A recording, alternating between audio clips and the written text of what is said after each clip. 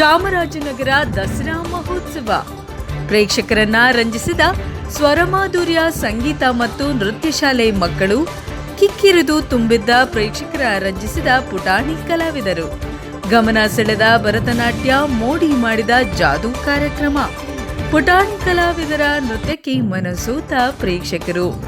ಚಾಮರಾಜನಗರ ಅಖಿಲ ಕರ್ನಾಟಕ ಕನ್ನಡ ಮಹಾಸಭಾ ವತಿಯಿಂದ ವಿಶ್ವವಿಖ್ಯಾತ ನಾಡಹಬ್ಬ ಮೈಸೂರು ದಸರಾ ಮಹೋತ್ಸವ ಅಂಗವಾಗಿ ನಡೆದ 4ನೇ ದಿನದ ಸಾಂಸ್ಕೃತಿಕ ಕಾರ್ಯಕ್ರಮಕ್ಕೆ ಉತ್ತಮ ಪ್ರತಿಕ್ರಿಯೆ ವ್ಯಕ್ತವಾಯಿತು.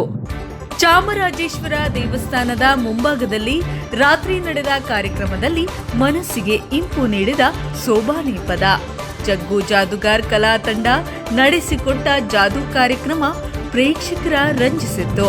ಸ್ವರಮಾಧುರ್ಯ ಸಂಗೀತ ಮತ್ತು ನೃತ್ಯ ಶಾಲೆ ಚಾಮರಾಜನಗರ ತಂಡದ ಮಕ್ಕಳ ಭರತನಾಟ್ಯ, ಜಾನಪದ ನೃತ್ಯಕ್ಕೆ ಪ್ರೇಕ್ಷಕರು ದಿಲ್ ಖುಷ್ ಆದರು. ಕ್ರೇಜಿ ಬಾಯ್ಸ್ ಸಿದ್ದು ಮೆಲೋಡಿ ತಂಡದಿಂದ ಚಲನಚಿತ್ರ ಗೀತೆಗಳ ಕಾರ್ಯಕ್ರಮ, ಡೈಮಂಡ್ ಡ್ಯಾನ್ಸ್, ಚಾಮರಾಜನಗರ ತಂಡದಿಂದ ನೃತ್ಯ ಪ್ರದರ್ಶನ ಕೂಡ ನಡೆಯಿತು. ಕಾರ್ಯಕ್ರಮದಲ್ಲಿ ಅಖಿಲ ಕರ್ನಾಟಕ ಕನ್ನಡ ಮಹಾಸಭಾ ಅಧ್ಯಕ್ಷ ಶ್ರೀನಿವಾಸ್ ಗೌಡ ಕಲಾವಿದರನ್ನ ಸನ್ಮಾನಿಸಿದರು.